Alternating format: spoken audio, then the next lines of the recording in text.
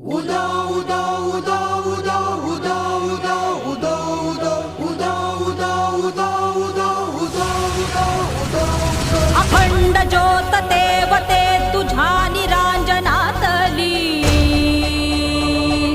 अपार भाव भक्तीने तुझीच मूर्त पूजिली त्रिशूल खड्ग घेऊनी विनाशण्या असुर ये बनून रौद्र कामिनी प्रकाशण्या तिमिर ये प्रतीक नारी शक्तीचे वैष्णवी महेश्वरी तुझाच अंश राहू दे सदैव माझ्या अंतरी